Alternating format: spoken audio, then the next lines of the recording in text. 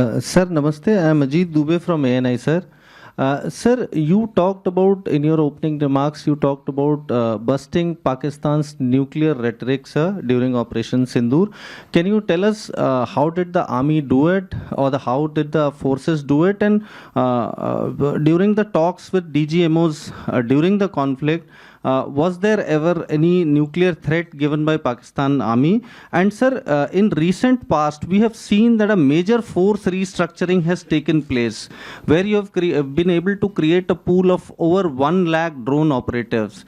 Was this necessitated by the Operation Sindoor, or was it in plans earlier also? And if you can tell us about the entire restructuring plan, sir, IBGs, Rudras, whatever the army is going to do in future. Thank you, sir.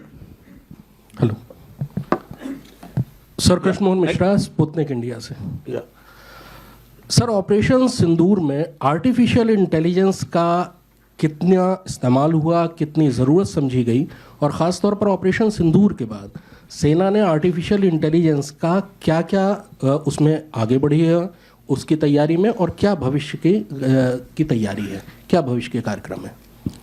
Sir, Sandeep INS से। Sir, मेरा सवाल ये है कि जब DGMO level talks हुए थे और उन्होंने ये भी बात हुई थी कि जो फॉरवर्ड मूवमेंट है पाकिस्तान की तरफ से भी ऑपरेशन सिंदूर के दौरान, और उनको भी कम किया जाएगा, अभी फ़िलहाल क्या स्टेटस है? और कुछ खबरें ये भी हैं कि जो टेररिस्ट कैंप या जो ख़त्म किए गए थे वो दोबारा से जो है उन्होंने रिबिल्ड करना शुरू किया है, इसके बारे में क्या जानकारी सर? एक बार पहला पोर्शन दोबारा बताएंगे क्वेश्चन। सर, ऑपरेशन सिंदूर के दौरान जिस वक्त DGMO लेवल की टॉक्स हुई थी, उसमें ये भी बात कही गई थी कि जो एक्स्ट्रा फोर्सेज जो मूवमेंट किया गया था, फॉरवर्ड मूवमेंट था, वो ग्रेजुअली कम किया जाएगा। तो क्या पाकिस्तान की तरफ से ऐसा कुछ दिखाई दे रहा है कि उन्होंने जो फॉरवर्ड मूवमेंट था उसको कम किया है, जो डिप्लॉयमेंट है उसको कम किया? क्या चेंजेस आप LOC के आसपास देख रहे हैं सर, या IB के आसपास? सेकंड पार्ट क्या था? सेकंड पार्ट ये था कि सर, जो टेररिस्ट कैंप आप लोगों ने जो बस्ट किए थे, निशाना बनाया था, उसके बाद से अब धीरे धीरे टेररिस्ट कैंप और ज़्यादा जो है वो जगह भी बदल रहे हैं और नए नए स्टैब्लिशमेंट भी हो रहा है, इसकी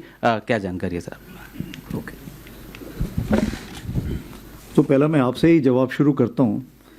जहाँ तक सवाल है कि ऑपरेशन सिंदूर के टाइम जो फॉरवर्ड मूवमेंट हुए थे, forward movement over a period of time हमारे DGMO एग्रीमेंट के बेसिस पे इसको हमने कम करना शुरू किया था, और इसको हमने वक्त दिया था कि तकरीबन हम इसको मई के आखिरी तक इसको हम पूरा करने की कोशिश करेंगे। और बीच बीच में DGMO टॉक्स होती रहती थी दोनों तरफ रीएश्योरेंस करने के लिए, ताकि कोई मिस इन्फॉर्मेशन ना रह जाए, और वो रीएश्योरेंस के मद्देनज़र हमने इसमें कार्रवाई की थी दोनों तरफ से। जैसे आपको पता है कि हम लोगों ने काफ़ी मोबिलाइजेशन किया था, काफ़ी हद तक मोबिलाइजेशन किया था, वो क्लासिफाइड है लेकिन काफ़ी किया था, तो उस मोबिलाइजेशन को धीरे धीरे हमने सही जगहों पे पहुंचाया हुआ है। जहाँ तक हमारे आइज़ एंड ईयर्स के सवाल हैं, चूँकि ऑप सिंदूर ऑन है इसलिए वो आइज़ एंड ईयर्स वो खुले रहेंगे। इसके तहत जो कुछ हमें कार्रवाई करनी है वो हमने आगे कर रखी है। जहाँ तक दूसरा आपका सवाल है कि टेररिस्ट कैंप के क्या हालात हैं, तो टेररिस्ट कैंप के हालात का मैं ये बताना चाहूँगा कि जितनी खबर हमारे पास है, तकरीबन 8 कैंप्स अभी भी हमारे ऐसे नॉलेज में हैं जो कि एक्टिव हैं, जिसमें से 2 तकरीबन IB के अपोजिट हैं और 6 LC के अपोजिट हैं। और इन कैंप्स में तकरीबन अभी भी हम समझते हैं कि किसी प्रकार की प्रेजेंस या ट्रेनिंग है, तो इसलिए हम उसके नज़र रखे हुए हैं, उसकी खबर कोशिश करते हैं हासिल करने की, और अगर कोई ऐसे दोबारा हरकत हुई तो हम ज़रूर उसको, जो हमारा इरादा है, हम उसको ज़रूर अंजाम देंगे। दूसरा सवाल था आर्टिफिशियल इंटेलिजेंस के ऊपर। आर्टिफिशियल इंटेलिजेंस के ऊपर सबसे मैं पहले ये बताना चाहूँगा कि आर्टिफिशियल इंटेलिजेंस कोई ऐसी चीज़ नहीं है जो कि आज शुरू हुई है। ये आर्टिफिशियल इंटेलिजेंस हमारे साथ हमेशा रही है, चलती रही है, इसके मायने बदलते रहे हैं, इसके दायरे बदलते रहे हैं। तो जहाँ तक सवाल है कि इसको हमने कैसे यूज़ में लाया, इस्तेमाल किया, तो सबसे पहली बात करेंगे प्रेडिक्टिव एनालिसिस। जैसे आपको पता होता है कि हमें दुश्मन कहाँ पर जाएगा, कहाँ पर बैठेगा, इन चीज़ों के बारे में पहले से ही ज्ञान होता है और पहले जो एक पैटर्न बना होता है। तो ऐसी जगहों पे हमारे पास कुछ सिस्टम्स होते हैं जिसके बेसिस पे हम उसको मॉनिटर कर सकते हैं, और जो हमारी वार्निंग लाइन्स होती हैं उस लाइन्स को हम उसके हिसाब से एक्टिवेट कर सकते हैं। उसी प्रकार से अगर देखा जाए तो हमारा किल चेन जो है जिसको हम बोलते हैं, किल चेन के लिए ज़रूरी है कि सेंसर टू शूटर जो कनेक्शन है वो अच्छा होना चाहिए, इफेक्टिव होना चाहिए और टाइमली होना चाहिए। इस किल चेन को हमने काफ़ी इस बार इस्तेमाल में लाए और वो काफ़ी इफेक्टिव होने के कारण हम सही जगह पर टारगेट को एड्रेस कर पाए। अब आगे आने वाले दिनों में आप क्या इसको चाहते हैं? आर्टिफिशियल इंटेलिजेंस हमें हर जगह चाहिए, चाहे फोर्स विजुअलाइजेशन है, चाहे एप्लीकेशन है, चाहे प्रिजर्वेशन है। उदाहरण के तौर पे मैं आपको बताऊंगा, जैसे एयर लिटोरल की हम बात करते हैं, इसमें हम देखते हैं कि बहुत ही ज़्यादा ड्रोन्स इस्तेमाल होंगे और बहुत ज़्यादा फ्लाइंग इक्विपमेंट इस्तेमाल होगा। तकरीबन 97% जो स्पेस है वो आर्मी के इक्विपमेंट से भरी रहती है। उसके लिए हमने कुछ कोशिश की है। सक्षम का हमने अभी एक कार्रवाई की है जिसके लिए ऑलरेडी काफ़ी एडवांस स्टेज में है, जो एक ऐसा सॉफ्टवेयर बनाएंगे जो हमारे वहाँ पे फ्लाइंग इक्विपमेंट को मैनेजमेंट सिस्टम हमें प्रोवाइड करेगा। उसी प्रकार से आप देख लीजिए CICG कुछ हमारे पास ऐसे सिस्टम हैं जो कि हमारे लॉजिस्टिक्स मेंटेनेंस के लिए हैं, वो सिस्टम्स भी इसी प्रकार की कार्रवाई करेंगे। और ये ऐसे सिस्टम हैं, चूँकि ये सिस्टम आगे बढ़ के तीनों सर्विसेज के सिस्टम्स को अपने साथ मिलाएंगे, तो इसमें आर्टिफिशियल इंटेलिजेंस का होना बहुत ज़रूरी है। तो कहने का ये मतलब है आर्टिफिशियल इंटेलिजेंस आगे आने वाले दिनों में बहुत ज़्यादा बढ़ती जाएगी और किसी भी फील्ड में आप देखेंगे तो इसका महत्व बढ़ता जाएगा। तीसरा सवाल जो पूछा है अजीत जी ने, उन्होंने पूछा है कि न्यूक्लियर रेटोरिक का क्या मतलब है और फोर्स स्ट्रक्चर। तो फोर्स स्ट्रक्चर तो एक सब्जेक्ट ही अपने आप में है, तो मैं उसके बारे में आके बाद में बात करता हूँ। जहाँ तक न्यूक्लियर रेटोरिक का चीज़ है, मैं ये कहना चाहूँगा कि DGMO टॉक्स में न्यूक्लियर के ऊपर कोई भी बात नहीं हुई थी और जो न्यूक्लियर रेटोरिक जो भी दी जा रही थी वो पॉलिटिशियन द्वारा दी जा रही थी या लोकल पब्लिक द्वारा दी जा रही थी पाकिस्तान में। मुझे ऐसा कोई अंदाज़ नहीं है कि मिलिट्री की तरफ से ये कोई ऐसी चीज़ आई थी। जब हम बोलते हैं कि इसमें हमारा रोल क्या था, जब हम बात करते हैं, पहले बोला जाता था कि कन्वेंशनल ऑपरेशंस के लिए जो स्पेस है वो कम होती जा रही है और सब कन्वेंशनल से डायरेक्टली हम सीधे न्यूक्लियर डोमेन में जाएंगे। परंतु इस बार जो हमने कार्रवाई की, आपको पता है कि जम्मू कश्मीर में स्पेशली जिस तरह की फायरिंग हुई थी और जिस तरह से हमने उनको एड्रेस किया और तकरीबन हमने उनके 100 लोगों को जो ख़त्म किया, वो सब कार्रवाई जो हुई थी वो इसीलिए हुई थी क्योंकि हमने कन्वेंशनल स्पेस को बढ़ाया।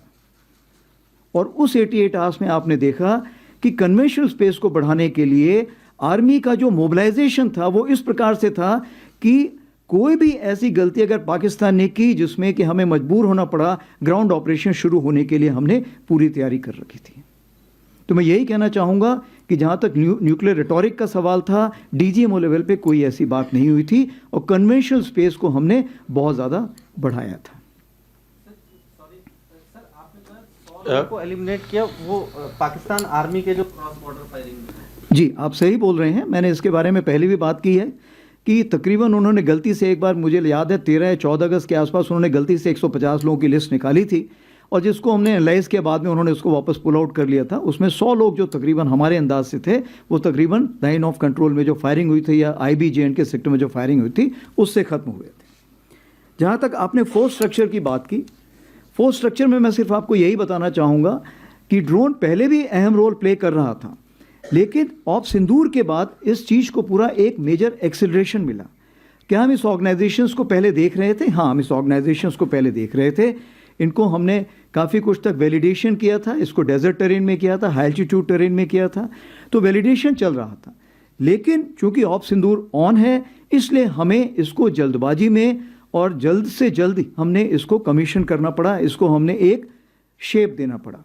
इसी चीज़ को मद्देनजर रखते हुए हमने क्या कार्रवाई की, अगर हम इन्फेंट्री बटालियन से शुरू करें तो आप देखेंगे ड्रोन पहले क्या होता था, ड्रोन कोई भी उड़ा सकता है, लेकिन अगर आपको ड्रोन का इफेक्टिव इस्तेमाल करना है सर्विलेंस के लिए, फोर्स एप्लीकेशन के लिए, एंटी रेडिएशन के लिए, जैमिंग के लिए, लॉट म्यूनिशन के लिए, या जो काउंटर यूएस इक्विपमेंट जिसको हम बोलते हैं, चाहे वो काइनेटिक हो चाहे नॉन काइनेटिक हो, दोनों के लिए, इन सब के लिए हमें बड़े ऑपरेटर्स चाहिए और इनके लिए हमें इंटीग्रेशन चाहिए।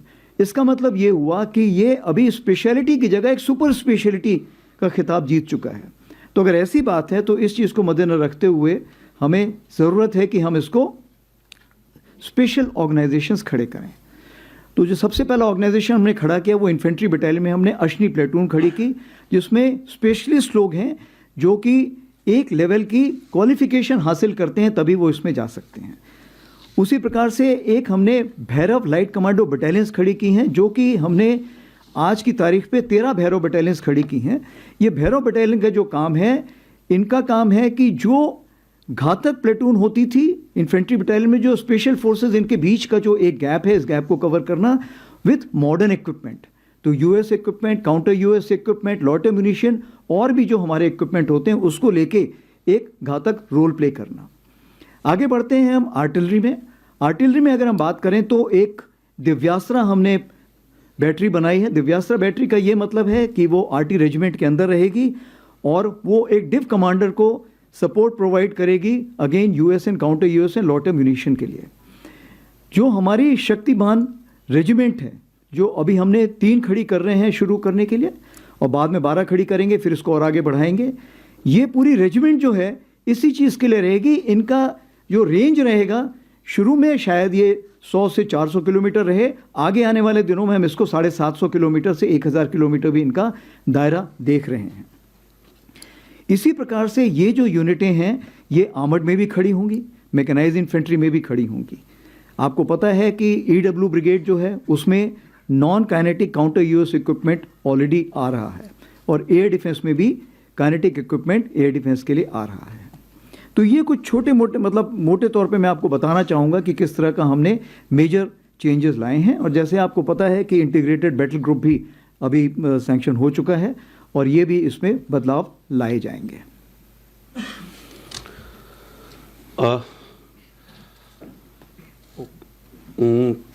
All right, 117, 35 and 85. Namaste, sir. I am Rajesh Roy from American News Agency, the Associated Press.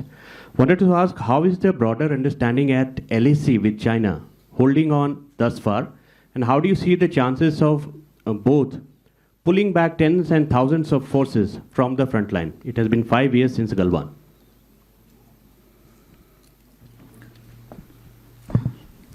Sir, मैं पूनम पांडे हूँ, नव भारत टाइम्स से।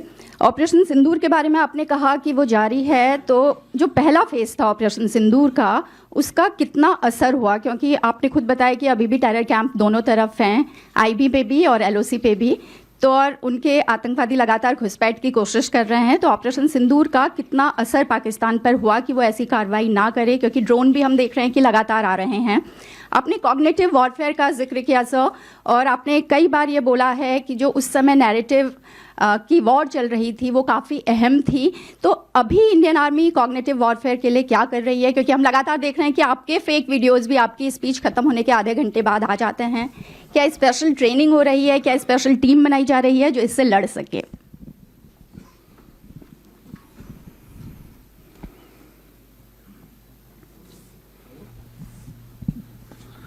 नमस्ते सर, मैं मंजीत नेगी हूँ आज तक से। मेरा सवाल ड्रोन और मिसाइल फोर्स को लेकर है।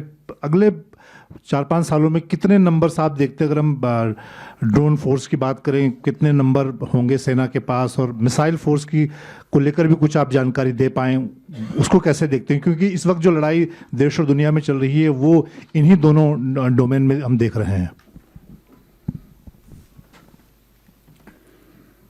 मंजीत जी, आपका सवाल सबसे पहले लेता हूँ, ठीक है। तो आपने 2 बातें पूछी हैं। सबसे पहले ड्रोन। अभी ड्रोन का जो नंबर बताना है वो हम आज प्रेडिक्ट नहीं कर सकते हैं, क्योंकि जब मैंने इसके बारे में बातचीत शुरू की थी आज से 1 से 1.5 साल पहले, तो वो तकरीबन मैं देखता था कि 500 किलोमीटर की बॉर्डर में मैं तकरीबन 500 ड्रोन देखता था। 5000 ड्रोन देखता था। 5000 अगर अपने ड्रोन देख रहा हूँ तो उतने में मायने रखता हूँ कि दुश्मन के भी उतने ही ड्रोन होंगे। तो इसका मतलब ये हुआ कि 500 किलोमीटर के दायरे में, लंबाई में आप 10,000 ड्रोन्स देखते हैं। तो ये तो मैं आज देख रहा हूँ, लेकिन जिस तरह की हमने तैयारी शुरू की है, आपको मैं बताना चाहूँगा कि जब शुरू में हमने ड्रोन एक्वायर करना शुरू किए तो जो बहुत छोटे छोटे ड्रोन थे वो भी ड्रोन उसके साथ कॉस्ट लगा के दिए जाते थे हमको, और जो आर्मी के लिए पॉसिबल नहीं था उन ड्रोनों को ख़रीदना। उसी प्रकार से उनकी मेंटेनेंस कॉस्ट बहुत हाई होती थी। तो सबसे पहले आर्मी ने ये डिसाइड किया कि जितने ज़्यादा ड्रोन हैं हम बना सकते हैं उतने ड्रोन बनाएंगे। और आज मैं आपको ये बताना चाहूँगा कि अगर एक हम कमांड की बात करें तो हर कमांड के पास तकरीबन 5000 ड्रोन बनाने की काबिलियत है या वो बना चुका है। और ये ड्रोन ऐसे नहीं है कि ये छोटे वाले ड्रोन हैं। अभी रिसेंटली जो हमने एक फील्ड फायरिंग रेंज में जब चेक किया था तो तकरीबन 100 किलोमीटर तक का भी हमने ड्रोन टेस्ट फायर कर लिया है और हम उसको और भी आगे रेंज पे ले जाना चाह रहे हैं। तो मैं आपको ये बताना चाहता हूँ कि with in the army only हमने आत्मनिर्भरता का बीड़ा उठाया हुआ है। वो क्यों? ताकि जो इंडस्ट्रीज़ हैं वो हमारा बेंचमार्क समझें और समझें कि हम कितना एडवांस कर चुके हैं। इसमें आपको ध्यान देना चाहिए कि जो हमने ईयर ऑफ टेक्नोलॉजी एब्जॉर्प्शन किया था तब हमने 3 चीज़ की थी। हमने लीडर्स जो टेक्नोलॉजी को समझते हैं, हमने टेक्नो कमांडर्स बनाए थे और टेक्नो वॉरियर्स बनाए थे। तो इसलिए इस टेक्नोलॉजी को एब्जॉर्ब करने में हमें कोई ज़्यादा वक्त नहीं लगा। अब आगे आने वाले दिनों में मैं यही कहना चाहूँगा कि ये नंबर जो मैंने 10,000 बताया है ये शायद 20,000 भी जा सकता है और ये लाख भी जा सकता है। ये डिपेंड करता है कि आप कितनी जल्दी इसको वहाँ पे लाना चाहेंगे। और ये जो लड़ाई है ये 4 दिन की चलेगी ऑप सिंदूर जैसे, या 4 साल की चलेगी यूक्रेन रशिया वॉर जैसे। तो जैसे ही लड़ाई जितनी चलती जाएगी हमारे पास इतनी काबिलियत होनी चाहिए कि हम उतने ड्रोन बना सकें। ये बात है। जहाँ तक दूसरा आपने सवाल जो पूछा था, दूसरा सवाल आपका था मिसाइल फोर्स के बारे में। तो क्या मिसाइल फोर्स की हमें ज़रूरत है? जवाब है हाँ। आज आप देखेंगे रॉकेट और मिसाइल दोनों एक दूसरे में शामिल हो गए हैं, क्योंकि अगर हमें इम्पैक्ट में पहुंचाना है तो रॉकेट भी पहुंचा सकता है, मिसाइल भी पहुंचा सकता है। इसीलिए हमसे अगर आप पूछिए तो हम रॉकेट मिसाइल फोर्स की तरफ देख रहे हैं, क्योंकि पाकिस्तान ने, जैसे आपको पता है, उसने रॉकेट फोर्स एक आर्मी के तहत खड़ी की हुई है। आपको पता है कि चाइना ने भी ऐसी फोर्स खड़ी की हुई है। तो ये समय की मांग है कि हमें ऐसी फोर्स खड़ी करनी पड़ेगी। उस चीज़ को मद्देनजर रखते हुए जैसे हमारा पिनाका है जिसको 120 किलोमीटर की रेंज में चेक किया गया है, हमने ऑलरेडी कुछ कॉन्ट्रैक्ट साइन किए हुए रॉकेट के जो 150 हैं, जिसको हम बाद में 300 450 किलोमीटर की भी रेंज पे भी देखेंगे। उसी प्रकार से आपने प्रलय के बारे में अभी सुना होगा, क्या कार्रवाई हो ही रही है। ब्रह्मोस तो आपको पता ही है। कुछ और भी ऐसे सैंक्शंस हमारे पास हैं जिसको हम आगे लेके जाएंगे। तो मैं यही आपको सारांश में बताना चाहूँगा कि ये समय की ज़रूरत है और इसको हम जितनी जल्दी इसको ऑर्गेनाइज करें उतना हमें इफेक्टिवनेस लाने में फ़ायदा होगा। अब हम बात करते हैं पूनम जी की। पूनम जी ने पूछा है कि ऑप सिंदूर में पाकिस्तान के ऊपर कितना इफेक्ट पड़ा है और ड्रोन जो दिखाए दिए हैं उसके बारे में क्या कहना है। तो सबसे पहले मैं ये बताना चाहूँगा कि ऑप सिंदूर के बाद जो हमारा टेररिस्ट इनिशिएटेड इंसिडेंट है वो तकरीबन ख़त्म हो चुका है। मैंने आपको जैसे बताया कि उसी प्रकार से जो एक्टिविटीज़ हैं वो बहुत कम हो चुकी हैं। इसका मतलब ये नहीं है कि हमने J&K में कोई किसी प्रकार की कमी पेशी की है या कोई हमने किसी प्रकार की फ़ौज को वहाँ से निकाला है। हमने उतना ही दबाव बना के रखा हुआ है। जैसे मैंने आपको बताया कि क्या वापस बाहर के जो कैंप्स हैं, जो वेस्ट साइड कैंप्स हैं, जिसके बारे में मैंने अभी बताया कि 8 कैंप्स अभी भी वहाँ पे एक्टिव हैं हमारी नॉलेज में और उस पर अभी भी लोग बैठे हुए हैं। कितने बैठे हैं ये अलग अलग इसके सोच विचार हैं, बट हमारी तरफ से अगर देखा जाए तो तकरीबन 100 से 150 लोग हो सकता है वहाँ पर बैठे हों। जहाँ तक पॉलिटिकल रिटोरिक है या जहाँ तक जो हुर्रियत जो उस साइड है पाकिस्तान है, क्या वो पूरी तैयारी कर रही है? मेरे हिसाब से पूरी तैयारी कर रही है। क्या पाकिस्तान उन लोगों को शायद दे रहा है जो इस चीज़ को, रेडिकलाइजेशन को और लोगों को मोटिवेट करते हैं यहाँ पे आने के लिए? हाँ, वो कार्रवाई चल रही है। फंडिंग जो है, फंडिंग चूंकि अभी उसके तरीके बदल गए हैं तो तुरंत हो सकता है मैं उसका जवाब ना दे पाऊँ। जहाँ तक हमारी अलर्टनेस है, लाइन ऑफ कंट्रोल में अलर्टनेस पूरी है क्योंकि ऑपरेशन सिंदूर ऑन है। जहाँ तक ड्रोन का सवाल है, ड्रोन ये आपको देखना ये कौन सा वक्त है। ये वक्त जो है हमारा 15 जनवरी और 26 जनवरी के काफ़ी पास का वक्त है। इस वक्त जो होता है आप देखेंगे कि पाकिस्तान थोड़ा सा एक खौफ में रहता है कि कोई ऐसी कार्रवाई ना हो। तो ये जो ड्रोन्स अभी हमने देखे हैं ये बहुत छोटे ड्रोन्स हैं, ये लाइट ऑन करके आते हैं, ये बहुत हाइट पे नहीं जाते हैं और ये बहुत ही कम देखे गए हैं। जैसे 10 के आसपास तकरीबन 6 से 7 देखे गए थे, 11 और 12 तारीख को 2 से 3 देखे गए हैं। तो ये जो ड्रोन थे ये मैं समझता हूँ कि डिफेंसिव ड्रोन थे, जो कि ये ऊपर आके देखना चाहते हैं कि हमारे अगेंस्ट कोई कार्रवाई तो नहीं हो रही है। मैं ये मना नहीं कर रहा हूँ, हो सकता है कि वो ये भी देखना चाहें कि कोई कहीं गैप तो नहीं है, इंडियन आर्मी में कोई ढिलाई तो नहीं है, कोई गैप वो जहाँ से वो टेररिस्ट वहाँ से भेज सकें। तो मेरे ख्याल से उनको उसका नेगेटिव जवाब ही मिला होगा। उन्होंने देखा होगा कि आज की तारीख पे कोई ऐसी जगह नहीं है, कोई ऐसे गैप्स नहीं जहाँ से वो भेज सकें। लेकिन ये ज़रूर है, आज जो हमारी DGMO स्टॉक हुई है उस स्टॉक में इसके बारे में जिक्र किया गया है और उनको बताया गया है कि ये हमें मंजूर नहीं है और कृपया करके इस पे लगाम लगाइए। ये उनको ये बता दिया गया है। आपने दूसरा सवाल पूछा है जो एक सब्जेक्ट इन इटसेल्फ है कि narrative management system, narrative management system और कॉग्निटिव ये कितनी ज़रूरत है और समय की मांग है। सबसे पहले तो मैं ये बताना चाहूँगा, ऑपरेशन सिंदूर जो है, ऑपरेशन सिंदूर से हमने बहुत लेसन सीखे, लेकिन हम उसके पहले भी बहुत तैयारी कर चुके थे। उदाहरण के तौर पे हमने ये सीखा कि जो भी आप खबर देते हैं उसकी क्रेडिबिलिटी होनी चाहिए, क्योंकि लंबे समय में आपकी क्रेडिबिलिटी होना बहुत ज़रूरी है। आप जो भी खबर देते हैं उसमें कंसिस्टेंसी होनी चाहिए। तीसरी चीज़ ये होनी चाहिए कि किसी भी नैरेटिव मैनेजमेंट डोमेन में या कॉग्निटिव डोमेन में वैक्यूम नहीं होना चाहिए। अगर वैक्यूम नहीं होगा तो तो नेगेटिव न्यूज़ बहुत फास्ट मूव करती है।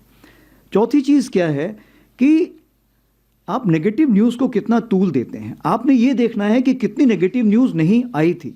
उदाहरण के तौर पे मैं आपको बताना चाहता हूँ कि जब से 22 अप्रैल के बाद से जितने भी हमारे ट्विटर हैंडल थे इंडियन आर्मी के, वो सारे ट्विटर हैंडल जो वेस्टर्न फ्रंट को फेस कर रहे थे वो बंद कर दिए गए थे, ताकि कोई ऐसा ना करे कि वेस्टर्न कमांड ने ये बोला है और जब तक हम वेस्टर्न कमांड से चेक करें तब तक वो न्यूज़ सब जगह जा चुकी है।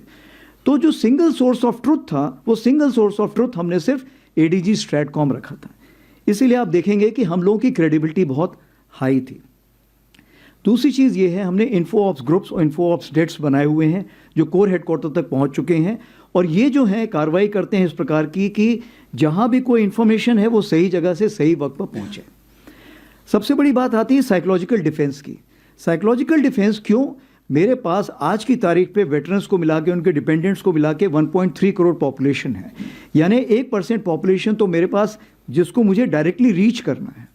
अगर इस पॉपुलेशन को रीच करना है तो मुझे ज़रूरी है to have a psychological defence division, और इस चीज़ को मद्देनजर रखते हुए हमने ट्रायल बेसिस पे एक साइकोलॉजिकल डिफेंस डिवीजन बनाई जो कि 24/7 इसको मॉनिटर करती रहती है। क्योंकि किसी भी देश में, आप ये ऐसा नहीं है कि सिर्फ पाकिस्तान से उभर के चीज़ें आ रही हैं, हो सकता है टर्की से उभर के आए, हो सकता है और किसी और देश से भी उभर के आए, तो चूंकि उनके टाइमिंग्स अलग है इसलिए 24 घंटे इसको नज़र रखनी पड़ती है और उस पर हम कार्रवाई करते हैं। इसमें चूंकि होल ऑफ नेशन अप्रोच होता है, तो जैसे आपको पता है कि एक सेंट्रल सेल बनाया गया था जिसमें हर मिनिस्ट्री के लोग बैठे हुए थे और फेक न्यूज़ को वो काउंटर कर रहे थे और करेक्ट न्यूज़ देने की कोशिश कर रहे थे। उसके अलावा ऑफ सिंदूर के टाइम पर हमने DIB के साथ और मैती के साथ मिलके बहुत सारे URLs, YouTube चैनल्स और ट्विटर हैंडल्स को ब्लॉक किया था, क्योंकि वो उस टाइम हमारी नेशनल नेसेसिटी थी। और ऑफ कोर्स फेक न्यूज़ के ऊपर फेक स्टैंपिंग तो हम खुद ही उसी वक्त लगाते थे जैसे हमको पता लगता है। तो मैं आपको यही कहना चाहूँगा, हमारी तैयारी बहुत थी, और अगर आप उस ट्वीट को देखें जिसको हम बोलते हैं जस्टिस सर्व्ड ऑपरेशन सिंदूर, आज की तारीख पे वो 23 मिलियन हिट्स ले चुका है। Thank you. All right. Oh sorry. हाँ, हम लाइन ऑफ एक्चुअल कंट्रोल की बात करें तो लाइन ऑफ एक्चुअल कंट्रोल में जैसे मैंने आपको बताया कि आज की डेट पे इट नीड्स कांस्टेंट विजिल। इसका मतलब ये हुआ कि हम धीरे धीरे दोनों साइड्स अपना ट्रेस फैक्टर बढ़ाने की कोशिश कर रहे हैं। 21 अक्टूबर 24 को आपको पता है कि किस तरह का एक हम लोगों के बीच में अंडरस्टैंडिंग हुई थी।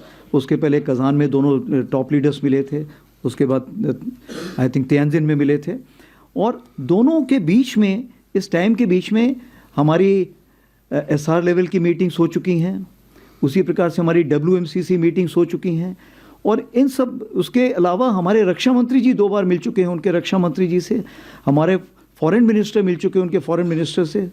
So, since you spoke in English, I'll answer in English hereafter. So, as a result, now what is happening, that there is a kind of a sense of urgency and sense of acceptance from both the sides to keep the borders as calm, as quiet as possible. And how to go about it? How to go about it? Firstly, to keep the communication open. So now what we have done, that we have various levels of talking echelons. They speak to each other and make sure the minor issues are resolved at that place and not made into a major issue. So we have a station level meet, we have a CO level meet, and so on up till the corps commander. And wherever such meetings were not taking place, we have proposed in the Eastern Command also to have such meetings. The aim is to resolve the issue as early as possible, fast as possible, as amicable to both sides as possible. And this has actually drawn the results. And lot many places, small misunderstanding could lead to problems. We have sat down together and solved the issue. This is how we are going about it. As far as the issues of the force reduction and force deployment is concerned, I would like to just say that it is a matter of time, space and resources. So what we look at, the forces should be placed in such a manner that they should be able to reach a particular deployment within the stipulated time and within the stipulated numbers. So that is something which we are looking at for the time being. Now to handle this situation, two groups have been formed. One is the expert group and which is second is the working group. As far the expert group is concerned, you are aware looking at the boundary delimitation, and as far the working group is concerned, is looking at the boundary management. So once these groups give us some additional guidelines, based on that, on ground developments will take place as of today. All right. Next ones are 50, 170 and 21. I'll come to the right of this aisle now. ये इधर दीजिए. Can I start? Yeah, Can I start? you can start. Hi. 21. Hi. Janal Dwivedi, Ajay Banerjee, this side to your right, sir. Hi. Sir, I speak two clarifications. One, you said the restructuring, you are creating some new organizations also. Sir, could you please specify what are the organizations? Second clarification, sir, you gave a detailed reply on China. Sir, are we or have we reduced the number of troops since October 2024? Snehesh. Sir, Snehesh Philip here from the print. So during Ops Sindoor, we saw some of our systems being diverted from the eastern sector to the western sector. And post Ops Sindoor, we've also gone in for procurement of specialized ammunition, but in limited numbers. You know, this is the ammunition that the numbers are what Russia and Ukraine would fire in about 4 hours of their fighting.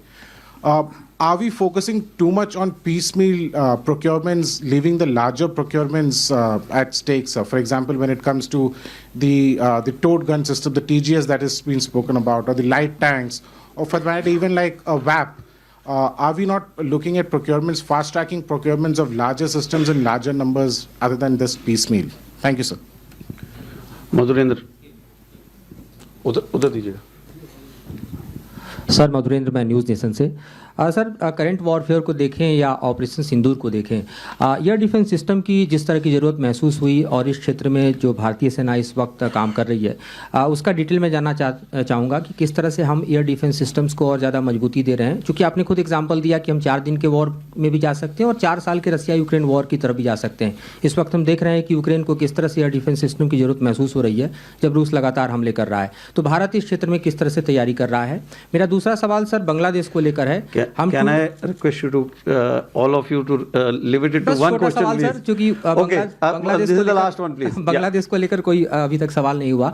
2 front war की स्थिति के लिए हम हमेशा तैयार रहते हैं, लेकिन आज की तारीख में हम देखें तो बांग्लादेश भी एक ऐसा हॉट स्पॉट बन गया है जहां पर हम देखें तो पाकिस्तान के साथ जो उनके समीकरण है वो भारत के लिए अगले खतरे के तौर पर दिखाई दे रहे हैं, चाहे आतंकवाद का खतरा हो या बॉर्डर के डिस्प्यूट का खतरा हो या फिर बॉर्डर के क्रॉस टेररिज्म का खतरा हो। तो उसको लेकर भारतीय सेना किस तरह से देख रही है।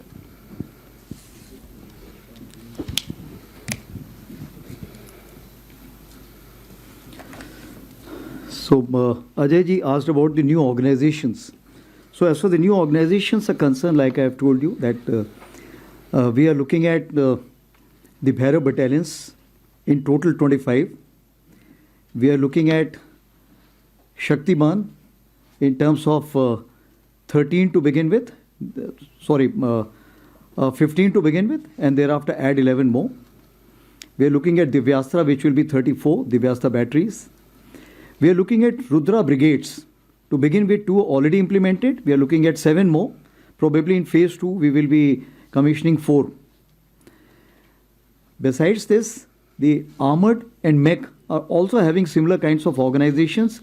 As we kind of carry out the validation, we will be kind of having that approved and moving ahead. As far the integrated battle group is concerned, last year I had told you that it's on the table and now it has been approved. This will be, of course, having the each IBG will be able to take on approximately 16 plus minus units under its control and it will be commanded by a Major General. It will also have a fire support group which will also be commanded by a Major General. And once we settle down with this IBG, based on that, in future we will also be looking at more modifications coming in our way. I also would like to tell you that we have created a Futures and Transformation Cell in Indian Army under a 2-star. This has been created to handle all these new structures which is coming out, which is directly under the Chief of Army Staff Strat, so that the decision making is fastest. In later on situation also we'll be looking at, should we look at RTRAC, that the training command also to become a futures command. We are already having the series of presentations and this may also become a futures command in itself. This is for the time being which we have carried out the major changes, and of course EW brigades and other issues, aviation brigades have already given out during the preamble. The second issue which I've asked is basically the troops relocation. The way I have explained that the deployment is a factor of TSR, that is the time, space and resources. So we always work on that factor. Based on that, some readjustments have been carried out. And this readjustment have been carried out to make sure that we should be able to timely apply the forces as per the operational requirement. Moving on to the next level, this is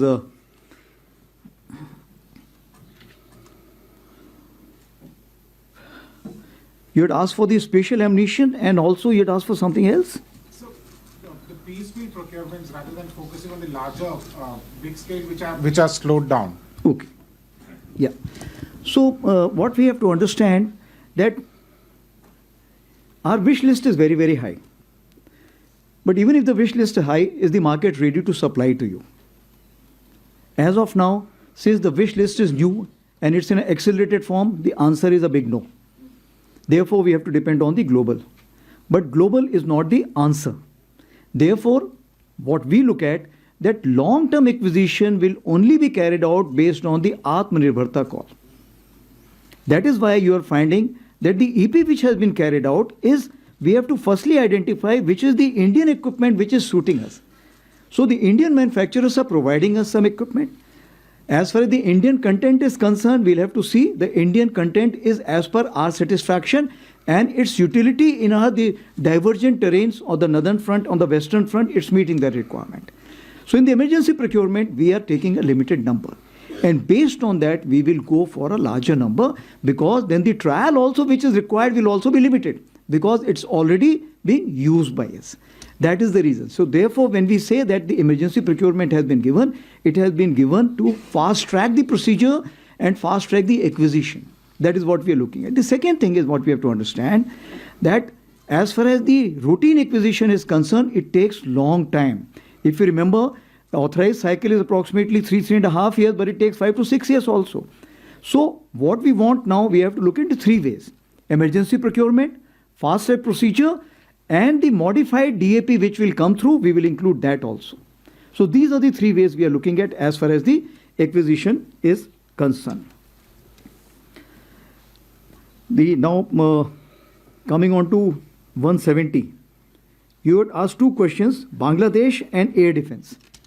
So as far as Bangladesh is concerned, what we need to understand, that anything which is happening under the guidance. You asked in Hindi or English firstly?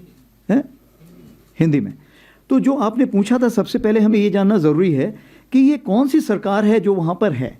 अगर वो interim सरकार है तो क्या जो वो actions ले रहा है, क्या वो 4 या 5 साल के लिए हैं या 4 या 5 महीने के लिए हैं. तो उस चीज़ को मद्देनजर रखते हुए क्या हमें उसमें तुरंत रिएक्ट करने की ज़रूरत है या नहीं, ये हमें समझना चाहिए. सबसे बड़ी बात तो ये है. दूसरी बात ये है कि आज की तारीख पे तीनों सेनाओं ने अपने अपने चैनल्स पूरे खुले रखे हुए हैं. भारतीय सेना ने तो मल्टीपल चैनल्स ऑफ कम्युनिकेशन खुले रखे हुए हैं, जो उनके वहाँ पे चीफ हैं, उनके से मेरी रेगुलर बात होती रहती है. उसी प्रकार से हमारे बाकी चैनल से भी हमें एक दूसरे से बातचीत होती रहती है. आपको ये भी याद होगा कि हमने एक डेलीगेशन भी वहाँ भेजा था जिसने वहाँ पे सबसे जाके मुलाकात की थी. उसी प्रकार से चीफ ऑफ नेवल स्टाफ ने बात की है, उसी प्रकार से चीफ ऑफ एयर स्टाफ ने बात की है. इरादा ये है कि किसी प्रकार का कोई मिसकम्युनिकेशन या मिसअंडरस्टैंडिंग ना हो. तो मैं आपको यही भरोसा दिलाना चाहता हूँ कि आज की तारीख पे जो भी वो कार्रवाई कर रहे हैं, तीनों सेनाओं जो कार्रवाई कर रही हैं, वो किसी भारत के किसी प्रकार के खिलाफ की कार्रवाई नहीं है। जहाँ तक कैपेबिलिटी डेवलपमेंट की आप बात करें तो कैपेबिलिटी डेवलपमेंट एक चीज़ है जो चलती रहती है पूरे वक्त। भारत भी कर रहा है, बाकी देश भी कर रहे हैं, तो वो सबके ऊपर लागू है, वो अपनी कैपेबिलिटी डेवलपमेंट कर सकते हैं। जहाँ तक हमारी तैयारी है, हम उसको क्लोजली मॉनिटर कर रहे हैं। हमारा जो कोर ग्रुप होता है इसके बारे में बातचीत करता रहता है और ये देखता रहता है कि कोई ऐसा कोई मिसकम्युनिकेशन ना हो जिससे कि बात आगे बढ़ जाए। और जहाँ हमें एश्योरेंस चाहिए हम उनसे लगातार बात करते रहते हैं। हमारी आपस में ट्रेनिंग के भी एक्सचेंज हो रहे हैं, हमारे भी ऑफिसर्स वहाँ एनडीसी के लिए जा रहे हैं, उनके भी ऑफिसर्स यहाँ पे आ रहे हैं, तो उस मिलिट्री रिलेशनशिप में किसी भी प्रकार की कमी पेशी नहीं आई है। आपने अगला सवाल पूछा था आर्मी एयर डिफेंस के ऊपर। तो आर्मी एयर डिफेंस के ऊपर हमने सबसे बड़ी चीज़ ये देखी कि आर्मी एयर डिफेंस जो है हर लेवल पर है, यानी कि स्पेस से शुरू होता है, वो नीचे हमारा कहना चाहिए 30 से 150 मीटर तक जाता है, क्योंकि आपने देखा जो उनके FPV ड्रोन्स आते हैं जो आते हैं वो आपके इसी रेंज पे आएंगे, हाइट पे आएंगे। तो इसका मतलब ये है कि जो कुछ लेयर शुरू में हमने छोड़ दी थी, जैसे कि पहले हम Zu-23, L-70 इन सबको हम समझते थे ऑब्सलीट इक्विपमेंट हो गए हैं, हमने इनको अपग्रेड किया था क्योंकि हमारी ज़रूरत थी। आज की तारीख पे उनकी अहमियत बहुत ज़्यादा बढ़ गई है और उनको हम आर्टिफिशियल इंटेलिजेंस में अपग्रेड कर रहे हैं। उसी प्रकार से जो हमारे रडार्स थे, जो रडार्स बड़ी चीज़ें देख सकते थे, छोटी चीज़ें नहीं देख सकते थे, उनकी अहमियत तो है, लेकिन जो छोटे क्रॉस सेक्शन के रडार्स देख सकते हैं, जो ड्रोन देख सकते हैं, उनकी अहमियत बढ़ गई है। इसीलिए जो लास्ट हमारा फास्ट ट्रैक प्रोसीजर था, इसमें हमने LLR काफ़ी खरीदे हैं। क्यों? क्योंकि आज की तारीख पे छोटे जो ड्रोन्स हैं वो उनकी नज़र में आते हैं। तो हमें आज की तारीख में काबिलियत चाहिए जो छोटे ड्रोन्स देख सके और छोटे ड्रोन्स को एंगेज कर सके। तो ये जो हमारी एयर डिफेंस यहाँ से शुरू होती है। उसके अलावा आपको पता है कि QRSAM जो मॉडिफाइड है, आकाश प्राइम आपको पता है जिस पे हम कार्रवाई कर रहे हैं, उसी प्रकार से LRSAM भी कार्रवाई हो रही है। और ये सारे जो हैं, ये सुदर्शन चक्र जो हमारे प्रधानमंत्री जी ने भी अनाउंस किया था, ये उसके तहत शामिल हो जाएंगे। और इस चीज़ को हमारी DRDO देख रही है, जिसमें कि सोर्ड एंड शील्ड का कॉन्सेप्ट है, यानी देखो, उसको एंगेज करो और डिस्ट्रॉय करो, तीनों चीज़ उसमें शामिल होंगी। और इसमें हमने एक हमारे ब्रिगेडियर भी वहाँ पे DRDO में पोस्ट कर दिए गए हैं जो इस चीज़ में पूरी प्लानिंग स्टेज से शामिल हैं, ताकि सुदर्शन चक्र जो हमारा कॉन्सेप्ट आएगा वो हर जगह पर उसमें आर्मी, एयरफोर्स और समन्वय रहे नेवी के साथ भी। All right, 79, 11 and 12. Good afternoon, sir. I am Shivani Sharma from India Today. Where are you?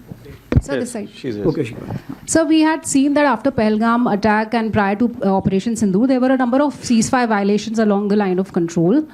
After Operation Sindoor, is there a change in the pattern of ceasefire violations and terror launch pads across the line of control? And your insight on the recalibration of forces south of Peer Panjal? So this is Manu Pabi from the Economic Times in the middle, sir. Sir, can you tell us a bit more about your budget priorities? Budget is upcoming. There's a lot of changes which the army has gone through. And what kind of money are you seeking more? And what will the spending priorities be in the coming years, sir? Sir, Rahul Singh this side from Hindustan Times. Sir, you talked about the gradual normalization of the situation along the northern borders, but and efforts being made by both sides to kind of keep things calm.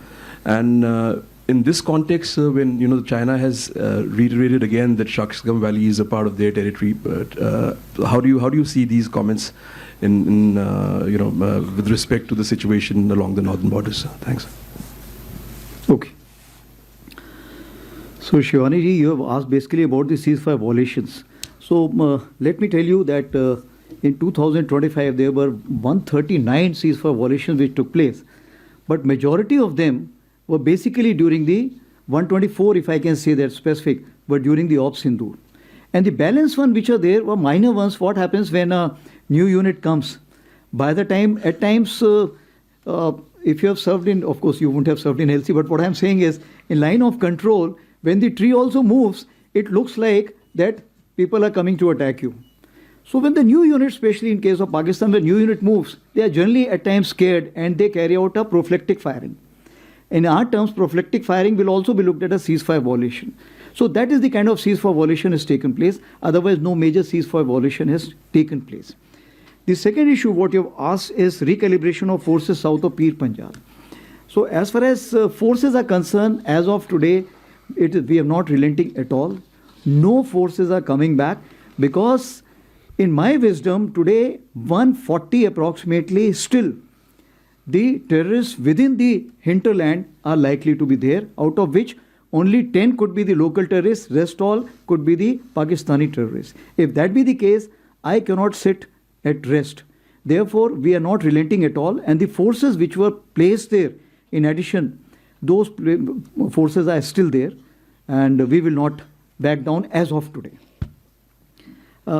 Manu Papi ji asked the question about the budget. So I would like to just tell you that this time we are hoping for some increase in the budget.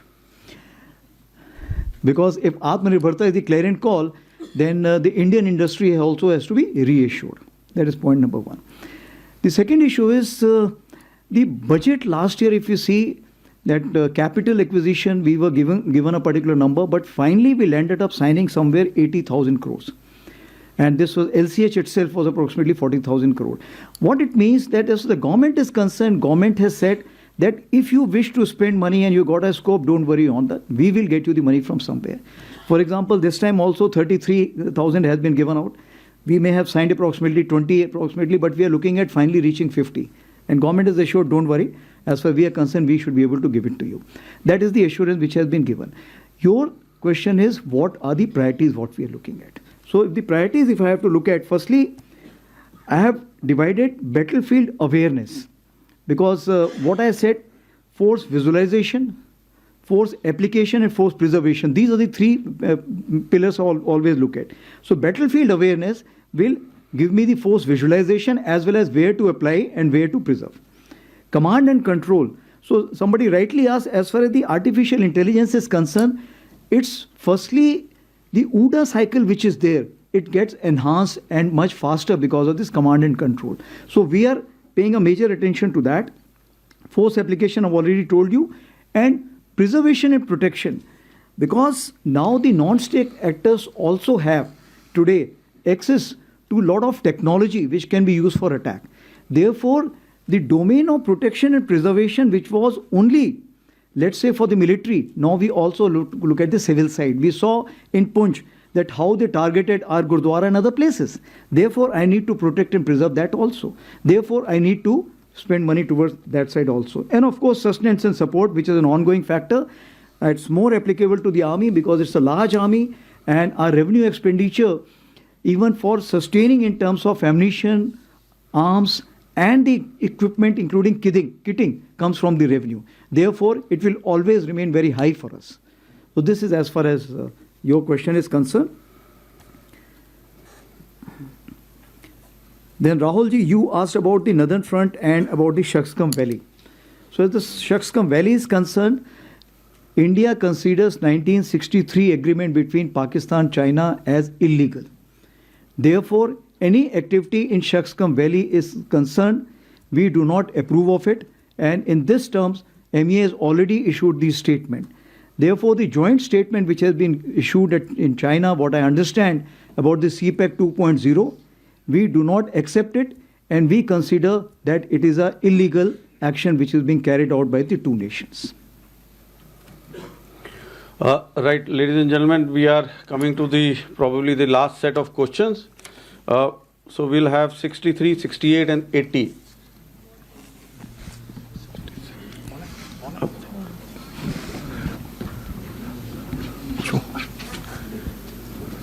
Sir मेरा नाम अनुवेश रथ है, मैं जी media group से हूं।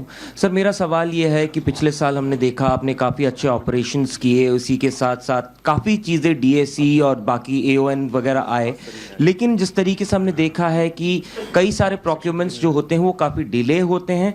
वहीं पे जिस तरीके से ग्लोबल हालात चल रहे हैं, आपको कई सारे जल्दी प्रोक्योरमेंट लेने पड़ेंगे। किस तरीके की बैलेंसिंग आप इसमें करेंगे, क्योंकि इस बार बजट में आपको मतलब तीनों सेनाओं को लगभग 80,000 करोड़ एक्स्ट्रा कैपिटल एक्सपेंडिचर के लिए दिया जा रहा है, कैपिटल एक्विजिशन के लिए दिया जा रहा है।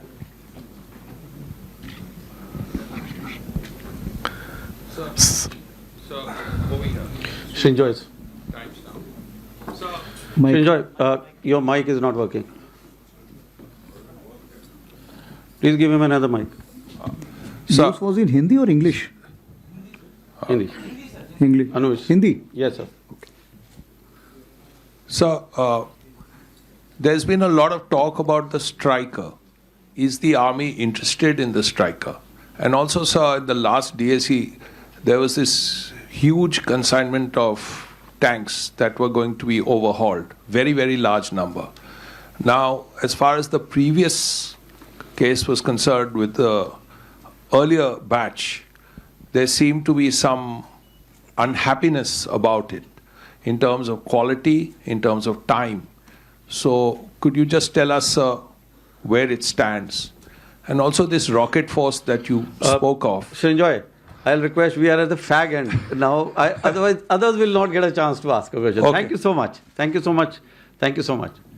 सर मैं हरेन चौधरी रक्षा समाचार से सर सर मेरा सवाल है कि आर्टिलरी को लेकर के रेंज बढ़ाने की बात हो रही है और आईआईटी मद्रास ने रिसेंटली अभी कहा है कि हम रेंज बढ़ाने वाले हैं, तो भारतीय सेना कब दुनिया की पहली सेना बनेगी जो एक्सटेंडेड रेंज आर्टिलरी जो रैमजेट इंजन के साथ होगी वो जो है इंडक्ट करेगी, कब तक ये होगा? और दूसरा सवाल मेरा जोरावर टैंक को लेकर के है सर, उसका भी क्या स्थिति है और कब से उसके यूजर ट्रायल शुरू होंगे और कब भारतीय सेना में शामिल होगा?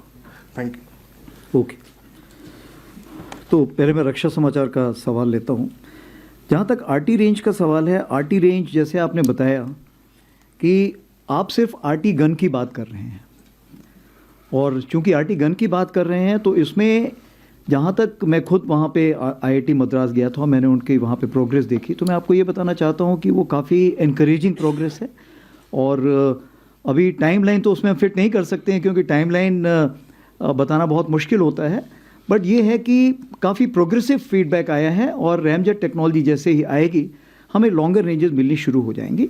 और इस रैमजेट टेक्नोलॉजी को मार्टी गन्स पे फिर नहीं रोकेंगे। फिर जहाँ तक हमारे पिनाका जो हैं, तो पिनाका रॉकेट में भी अगर हम इसको लगा सकते हैं तो हमें इससे ज़्यादा रेंज मिलने का फ़ायदा होगा। और ये रैमजेट टेक्नोलॉजी ऐसी है कि आगे भी इस्तेमाल होती रहेगी। उसी प्रकार से DRDO भी इस टेक्नोलॉजी पे काफ़ी काम कर रहा है। तो मेरा तो सोच विचार ये है कि 2026 के सेकेंड हाफ में हमें इसमें काफ़ी सफलता हासिल हो जानी चाहिए। दूसरा आपका सवाल था जोरावर टैंक के बारे में। तो जोरावर टैंक अभी तक सिर्फ एक बनाया गया है जो कि हाई एल्टीट्यूड में अभी डिप्लॉयड है। उसमें कुछ कमी पेशी आई थी क्योंकि फर्स्ट टाइम ऐसा किया गया है और हाई एल्टीट्यूड में चूंकि और भी नए फैक्टर्स आते हैं और इन सारी चीज़ों को फिर आपने रिपेयर करने के लिए नीचे लाना पड़ता है। तो चूंकि अभी वो नीचे नहीं आ सकता है तो एक दूसरा हज़ीरा में एक टैंक प्रोटोटाइप तैयार किया गया है जो कि अभी हम वेस्टर्न बॉर्डर्स में उसको ट्रायल्स के लिए भेज रहे हैं। तो कहने का ये मतलब है कि ये इसके काफ़ी हद तक इसका प्रोटोटाइप बन चुका है, बट जो छोटे मोटे जो इसके मेजर असेंबलीज़ हैं उसमें जो खामियां आती हैं उसको दूर करने में भी वक्त लगेगा, इसलिए इसमें टाइमलाइन फिक्स नहीं की जा सकती। लेकिन मैं ये देख रहा हूँ कि 2029 के आसपास अगर इंडक्शन शुरू हो जाएगा तो उसका काफ़ी फ़ायदा होगा। Then moving on to Srinjoy, you asked about the Striker and the tank overhaul. So the Striker is concerned, it is one of the options we are looking at because we need a platform. We should be able to utilize it very well in the northern front. And it should have all the capabilities in terms of protection, in terms of firepower, in terms of mobility. So if there's an Indian option to it, we will prefer to go for Indian option. If not, then definitely we are looking at other options also. Striker is also one of those. Coming on to the second factor, what you asked for is about the tank overhauling. So what we understand that because of the force majeure factors, some spares which were required to be provided to the AVNL from the OEM could not come in time or got delayed. As a result, the overall has got some slippages. Secondly, AVNL did not have that much of capacity which we were supposed to be having. So this time what we have done, we have also taken the help of 505, the army base workshop which is there. And this workshop is also carrying out parallel repairs or the overhauls at this place also. So what we are looking at the PSU, we are looking at army base workshop, and if there is an industry which is ready to come forward and help us out, we will be surely ready to reach out to them and give them the contract also. But I can just assure you it does not affect in any way our operation efficiency, because we take this corrective action at the right point of time. It does not mean that equipment is not usable in that particular time. As far as the quality is concerned, I do not have any reports of any quality. Some infirmities can always be there, which is something the corrections will take place, which is acceptable to us.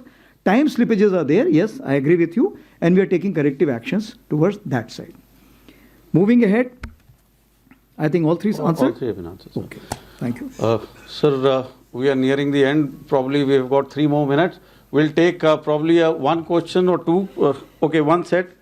We can have 96, 88 and 165.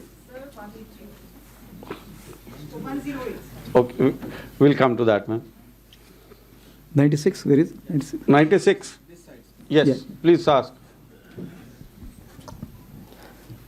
Sir Krishna Mohan Sharma Bharat express से। सिंदूर से ज़्यादा operation सिंदूर पूरे देश में famous हो गया और हर बच्चा ऑपरेशन सिंदूर की बात करता है। मैं सिर्फ एक चीज़ जानना चाहता हूं कि ऑपरेशन सिंदूर की सफलता में टर्निंग पॉइंट क्या था हमारे लिए?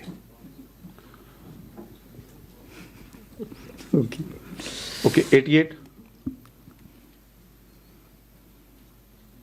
या ऊपर दीजिए ma'am. Sir Shikha Thakur from Bharat 24।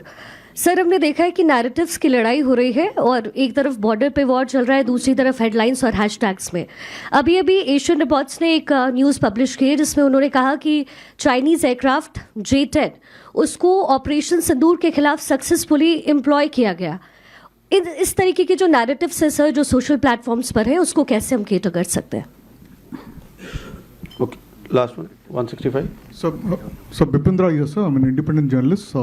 So you talked a lot about the Northern Front, sir. There is one thing that I wanted to ask you about the Northern Front, which is in October 2024 when the agreement was signed for disengagement. There were also 2 more steps that were to be done, which is disengagement and de-induction. 3-step process was to be maintained. At what process? Currently this LAC disengagement exists at this point in time. And also, sir, world over we are seeing that the conflict is drone driven. Basically, the drones are, sort of shaping the battlefield, effects that happen.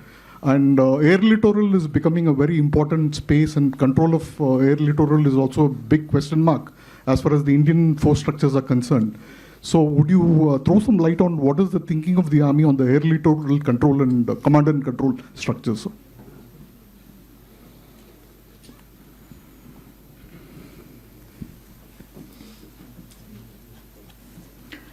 So 88 Bharat 24। आपने पूछा था कि ये जो बहुत सारी खबरें आ रही हैं सोशल मीडिया में, इसको आप काउंटर कैसे करते हैं। जहाँ तक ये सवाल है, सबसे बड़ी चीज़ ये है कि बहुत सारी चीज़ों पे अगर आप ना भी रिएक्ट करें तो भी चल जाएगा, क्योंकि वो सोशल मीडिया पे ही रह जाएंगी। तो क्या होता है, प्रोफेशनल्स जो हैं इस चीज़ पे बहुत ज़्यादा ध्यान देते नहीं हैं।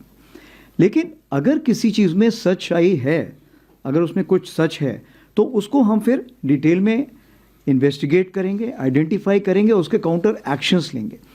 बट आज की तारीख पे ये जो साइकोलॉजिकल चलता है, ये इसको हम बोलते हैं सोशल मीडिया वॉरियर्स। इन वॉरियर्स के बीच में ही जो बिना तलवार के लड़ते हैं, वो बिना तलवार की लड़ाई वहीं पे सीमित रहे तो अच्छा है। काउंटर के लिए जो कार्रवाई थी उसके बारे में मैंने आपको पहले ही बताया, बहुत कुछ कार्रवाई हम कर रहे हैं और आगे आने वाले दिनों में करेंगे ही। जहाँ भी आपको डाउट होता है, आप हमारे सोशल मीडिया हैंडल पे या ADG Stratcom को ट्वीट करके भेजिए, वो ज़रूर उसका जवाब देंगे और आपको सही चीज़ बताएंगे। रही बात हमारे अक्टूबर 24 का, आपने पूछा डिसएंगेजमेंट और डीएस्केलेशन के बारे में आपको क्या कहना है। तो जहाँ तक डिसएंगेजमेंट का सवाल है, जैसे मैंने आपको बताया कि जो 21 अक्टूबर को जो हमने आपस में एग्रीमेंट किया था, उसके तहत जो भी कार्रवाई करनी थी वो हमने कंप्लीट कर ली है। अभी बात आती है कि इसको आगे कैसे बढ़ाया जाए। तो इसको आगे बढ़ाने के लिए जैसे मैंने आपको बताया कि WMCC है, आपने इंग्लिश में पूछा था, okay. So as we already know that the WMCC is there, we have the specialist representative group which is their special representative, and of course the channels which are open in terms of various ministries. So as a result, what has happened, these expert groups and the working groups have been made. Now we are waiting for the outcome of this expert group and working groups. As these expert groups and working group arrive at a particular logical synergistic solution, we will start kind of executing them on ground. So we are just awaiting those kind of instructions. This will take some time, and we are ready to wait. The second question which you had is drone and air littoral. So, like I told you that 97% of the airspace as far as the air littoral is concerned is being used by the Indian Army. Therefore, it is mandatory for the Indian Army to look at how to control that. What we have done that we have UCC, and this UCC, this control center which is there, Unified Control Center, we are keeping it at the division level. Now, this Unified Control Center, which is the division level, is not only kind of coordinating the drones which military is using it, that is the Army, Navy, Air Force. It is also looking at which is being used by the CAPF. Is it also looking at the drones which is being used by the drone Didis? It is also looking at the drones which is being flown for the agriculture purposes and also for reconnaissance or even for the medical or even, let's say, Amazon and others which are flying the drones. So during the conventional operations or during the heightened gray zone, this UCC will come into play. But this UCC is not independent. That is working out with the core headquarters, and core headquarters JATC is integrated with the Air Force ISCCS through Akashtir. So everything is integrated, and that's why UCC is working based on a format called as Saksham. And as we go higher, there are already various AI tools which are there. So all these are at a nascent stage for the time being. As they mature, we will see which is the software which is best suited for us, which has got more integrity in terms of being produced in-house, which is scalable. So based on this, those softwares will be utilized, and artificial intelligence from generative will become agentic at later stage. With this, we come to the end of the question and answer No, there's session. a turning point. I think who was this turning point? Yeah. आपने पूछा कि op सिंदूर में turning point क्या था. मेरे हिसाब से turning point जो था, दो स्टेज पे देखना चाहिए आपको. सबसे पहले टर्निंग पॉइंट तो ये था जो 22 मिनट की हमारी जो हमने टेरर टारगेट्स पे जो स्ट्राइक की थी, उस 22 मिनट से सबसे पहले तो क्या हुआ था कि जो उनका डिसीजन मेकिंग साइकिल था अपोजिट साइड का, वो बिल्कुल हिल गया था. एंड उन्हें वक्त लगा समझने में. एंड चूंकि वक्त लगा तो जिसके हाथ में जो आया, किसने पत्थर फेंकना शुरू कर दिया, किसी ने ड्रोन, किसी ने मिसाइल, तो अफरा तफरी ऐसी मची हुई थी उस तरफ कि उनको समझ में नहीं आया क्या कार्रवाई हो रही है. और ये जो मिस मैनेजमेंट उस तरफ से हुआ था, उसको हमने कैलिब्रेटेड रिस्पॉन्स दिया, ताकि हम लड़ाई को आगे नहीं बढ़ाना चाहते थे, क्योंकि हमारा जो पॉलिटिको मिलिट्री एम था वो हमने पा लिया था. दूसरा जो टर्निंग पॉइंट था, जो मैं शायद यहाँ पे खुले में ना बता पाऊँ, बट 10 तारीख को सवेरे कुछ ऐसे निर्देश तीनों सेनाओं को दे दिए गए थे कि अगर ये लड़ाई आगे बढ़ती तो इसमें क्या होना था, वो जिसको समझ में आना था उसकी समझ में आ चुका था. तो चूंकि उसके समझ में आ चुका था, इसीलिए फिर जैसे कि 9:30 के आसपास हमारे DGM उस टाइम घई साहब थे, तो यहाँ बैठे हुए हैं, और उस चीज़ को मद्देनजर रखते हुए, उस चीज़ को समझते हुए, क्यों उनके पास सेटेलाइट से एक पूरी खबर थी कि कौन सा शिप, कौन सा स्ट्राइक कोर या पिवट कोर या कौन सा एयरक्राफ्ट कहाँ मूव कर रहा है. इस सारी खबर को जब उन्होंने, जिसको हम बोलते कनेक्टिंग द डॉट्स, जब उन्होंने डॉट्स कनेक्ट किए तो उन्होंने बोला अभी समय आ गया है, इस लड़ाई को यहाँ पे रोकना उचित होगा, उनके लिए फायदेमंद होगा. Thank you. So we shall finish the question and answer session here, sir. Thank you, gentlemen, ladies and gentlemen, for the support and cooperation. Those who have not been able to ask questions, I'm sure many of you would want to ask. The Chief of Army Staff will be there with you post this session as we go down to the reception area for lunch. Please join us for lunch there. You can speak to the Chief there and clear your questions there. Can I overrule you? Yes, sir. Can I overrule you? Yes, sir. The Chief can overrule. Thank you for overruling. 108 here and 160 here. Thank you, sir. Women empowerment. Thank you very much, sir. So the lady gets the last word, also. All right, Sir, ma'am, can you just hold? So we'll start you with, start with the veteran, that's 154. 154. Then the two ladies can have the last word. Sir, I'm Lieutenant Colonel Umang Kohli. Served under your command also when you were the Northern Army Commander, sir, in the IW. I work for India Strategic. I'm the executive editor.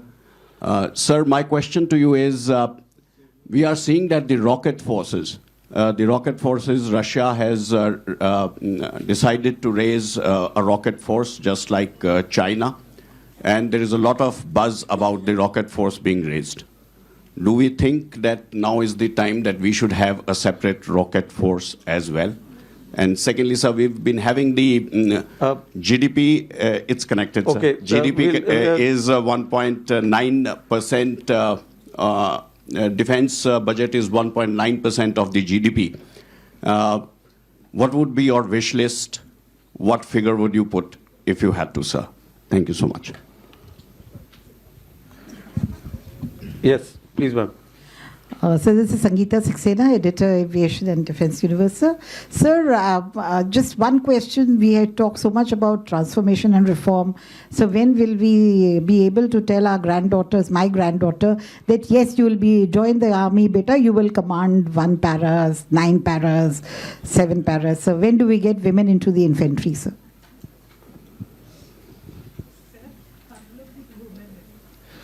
Okay. 160. Yes, please, udhar dijiye.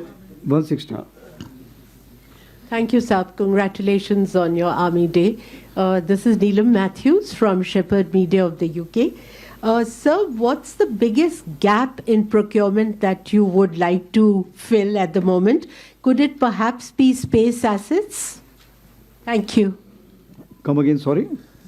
What is the biggest gap in procurement that you would like to fill ASAP? And could it be space assets by any chance? Thank you.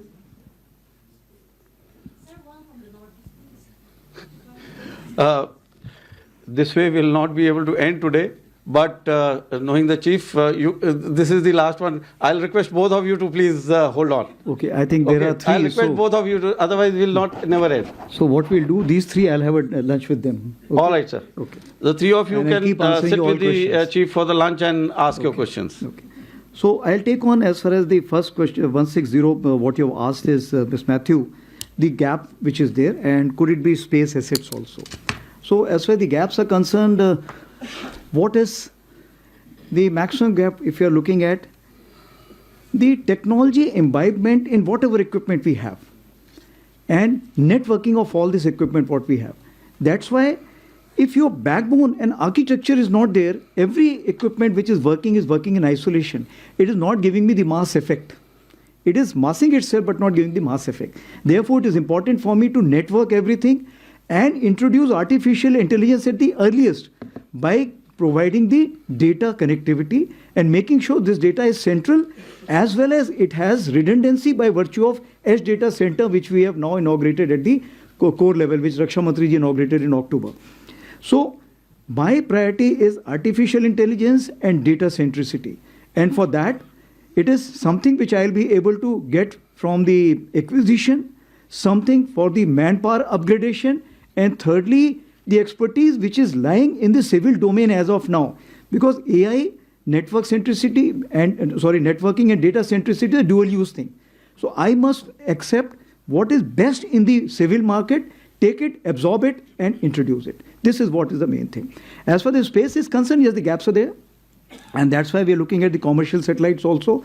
And as you are aware that very, very good private players have come to the fore today and they are offering their services.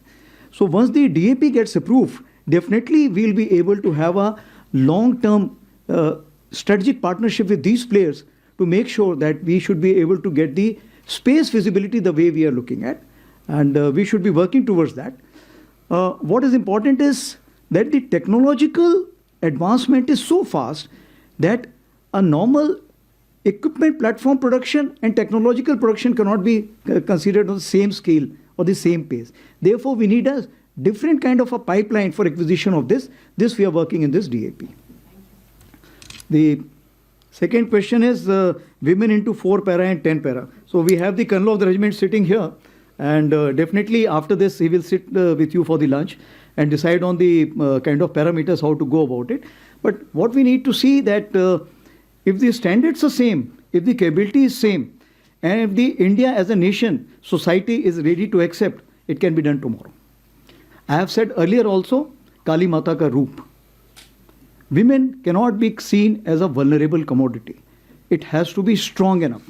So if we look at our society as of today, the society still has got girls' schools, girls' colleges, boys' colleges, and the laws also which are there are of a particular kind. As the army is concerned, army is looking at not gender equality, army is looking at gender neutrality. But today I am not able to ensure gender neutrality because there are medical authorities which do not allow me, and the team of composition where the females also, they say no sir, presently it's not possible. I'll give you the example of CPT 26 which I was talking about. I was wanting the standards to be same, but I have not been able to make sure because there has been no positive indications from those females who are serving also. So now what I am doing, I am having this super excellent column.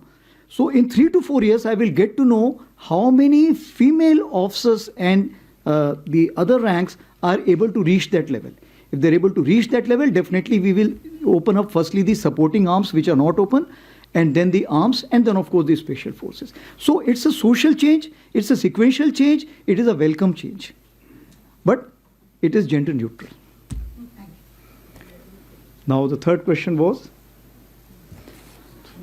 rocket force and GDP. So as far as the rocket force is concerned, you had asked.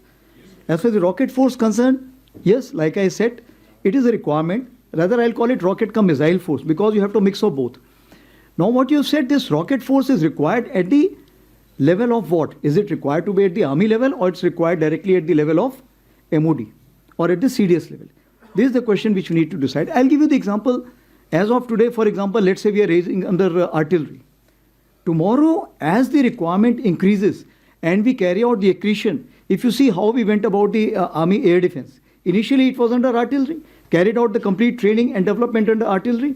After that, when it became unmanageable under the artillery, it went as a different line directorate. Similarly, as far as the rocket force is concerned, initially it will be under the let's say artillery. As and when it increases, based on the size, scope, and the command control, this will see a different avatar.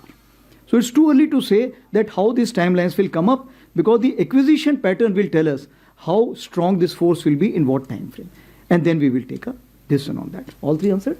Yes, all three. Thank. The GDP question, the chief has already answered earlier. He's already cleared that how there is no change that we need. Ladies and gentlemen, thank you so much for your support and cooperation. May I request you to remain seated while the Chief of Army Staff and the senior officers leave the hall. Thereafter, may I request you all to join us for lunch at the lower reception hall. Thank you. And thank you, everyone. Thank you very much. If you like this video, then like, share and subscribe to Mirror Now.